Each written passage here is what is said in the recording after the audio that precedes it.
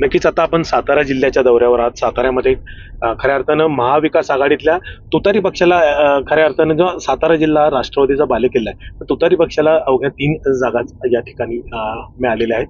एकंदरीतच ज्या वाई विधानसभा मतदारसंघातून आपण आता प्रवेश करताय किंवा प्रवास करताय, वाई विधानसभा मतदारसंघातून उमेदवारीचा शेवटपर्यंतचा जो तिढा सुटत नव्हता, मदनप्पा पिसाळ यांच्या सुनबाई यांना पक्षाची उमेदवारी देण्यात आलेली आहे.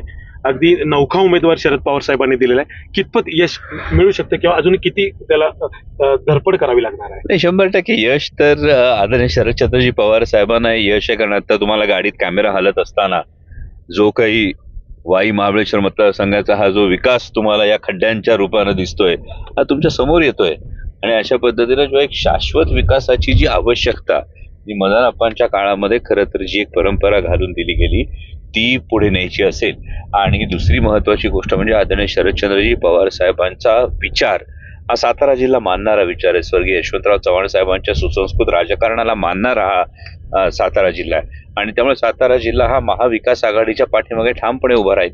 राहिला प्रश्न किती जागा, तर 3 पक्षांमध्ये महाविकास आघाडी ही 3 पक्षांमध्ये लढत असताना 3 पक्षांना तेवढ्या जागा, तिथल्या आग्रही भूमिका, तिथले निवडून येण्याची क्षमता असणारे उमेदवार, या सगळ्या गोष्टींमुळे थोडं पुढे मागे करणं हे अगदी स्वाभाविक होतं. परंतु वाई महाबळेश्वर विधानसभेच्या बाबत म्हणत असाल तर महाराष्ट्राची एक परंपरा आहे. म्हणजे छत्रपती शिवाजी महाराजांनी शिवप्रताप गाजवलेला प्रतापगड हा या मतदारसंघात आहे.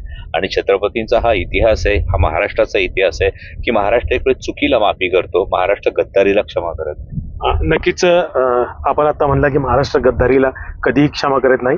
मात्र अजित पवार यांनी शरद पवार यांच्या पक्षाला बाजूला जाऊन महायुतीच्या बरोबर गठबंधन केलं, हातात हात मिळून त्यांचं काम सुरू आहे सुद्धा. पण ही गद्दारी आणि त्याचबरोबर त्यांच्याच पक्षातले उमेदवार मकरंद पाटील जे तुमच्या बरोबर सहकारी म्हणून होते, आज ते अजित पवार पक्षाकडे त्या ठिकाणी उमेदवारी लढत आहेत. त्यांच्या कारकिर्दीच्या बाबतीत आपणाला काय? मुळात गुलाबी गँगची परिस्थिती अशी झालेली आहे की आदरणीय दादांसारखा मोठा नेता, ज्या दादांना केवळ एक अर्ज भरायचा आणि शेवटची सभा घ्यायला बारामतीला जायचं, अशी जी परिस्थिती होती, त्या दादांना आज गावन गाव धुंडाळून काढावं लागतंय, सगळीकडे गल्लीबोळात फिरावं लागतंय बारामती सारख्या ठिकाणी. ही जर नेत्याची परिस्थिती असेल तर त्यांच्या पाठीमागे जे आमदार गेले होते त्यांच्या आगीतून पोपटात ही नक्की परिस्थिती आहे. आणि त्यामुळे शरद पवार साहेबांना ज्यांनी सोडलंय अशा नेत्यांना स्वाभिमानी सातारकर जनता ही अजिबात थारा देणार नाही. वाई महाबळेश्वरची विधानसभेची ही जी जनता आहे ही आदरणीय पवार साहेबांना सोडणारा नेता, मग तो कोणीही असला तरी सुद्धा त्यांना त्यांची जागा दाखवल्याशिवाय राहणार नाही. डॉक्टर साहेब, आता तुम्ही म्हटला की पवार साहेबांना मानणारा हा संपूर्ण जिल्हा आहे, पण छत्रपतींचे 2 वारसदार सातारा जिल्ह्यात आहेत आणि त्यांनी पूर्णतः सातारा जिल्ह्यामध्ये 8च्या 8 जागा महायुतीच्याच निवडून आणू अशी त्या ठिकाणी शपथ घेतलेली आहे. एकंदरीतच त्यांचे प्रचार आणि संपूर्ण दौरे सुरू आहेत.